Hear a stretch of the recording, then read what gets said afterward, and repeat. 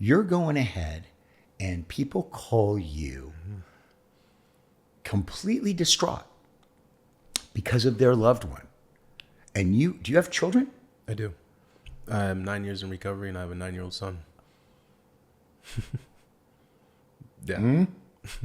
That's right. Kid never saw you loaded. No, never. He will never know a father who was like that. Never. Maverick. That's his name. Wow. That's bitchin'. Look, I'm 34 years old. You know, that's one goal down. I got many more to go. And I'm grateful to have corrected, or rather, I've this self-diagnostic check, my relationship with the bottle. I'm glad it happened in my 20s. Hell yeah.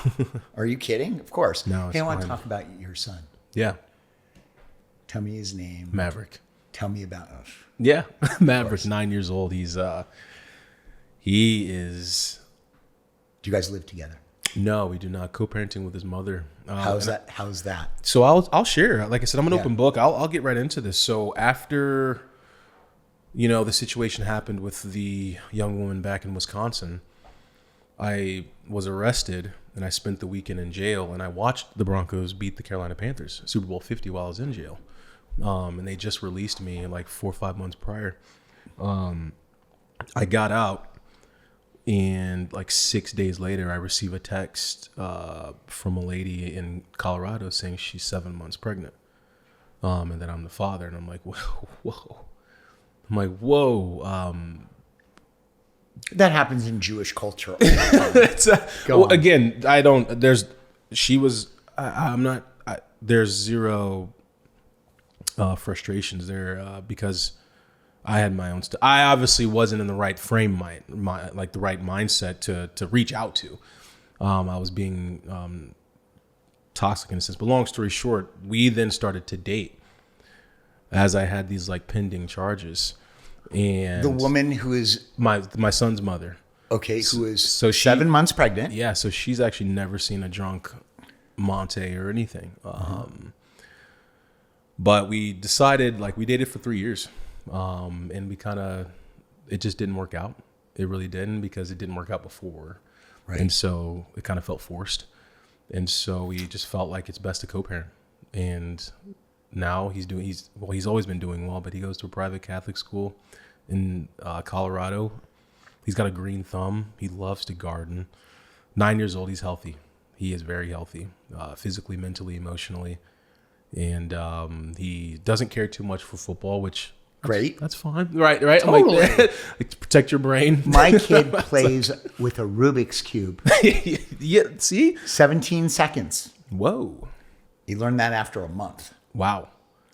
I know. See, I love that stuff, though, and that's what we've been pouring into Mav, is just this arts, right? And of course, going to a private school helps with that as well. There's more hands-on, individualized, schooling in a sense. But he's really into, like I said, music, green thumb. He does like volleyball. His mom played it, and lacrosse as well. But he obviously doesn't know yet, but the time will come where he, will understand how much he means to me. He does at 9, but How far? Like how close do you live to him? approximately like 12 minutes, 12-minute drive. So It's like 9 miles. how often do you see him? Once a week, twice a week, as in like I have him. And so, But if you wanted to drive him to school every day, you could. yeah. We have Like, you guys have a great relationship. amicable relationship. It is our relationship is good, and Good. that's the only reason why I'm out there in Colorado. Right. Because I probably would have stayed in Wisconsin or went back to Missouri. But of course, I was like, you know what? I'm going to be there for him. That's right. And so he knows how much I love him, but he doesn't know yet about, like, when he was born. I held him and I said, I'm never going to touch the bottle again, ever. And I haven't. And I don't plan to. So Isn't that funny? because he was born in April of 2016. I was arrested in February 5th of 2016. We're out of time. Please subscribe on YouTube, click the thumbs up, and leave a comment. Please subscribe on Apple Podcast and Spotify and leave a rating and a review. And share the We're Out of Time podcast with others you know who will get value out of it. See you next Tuesday.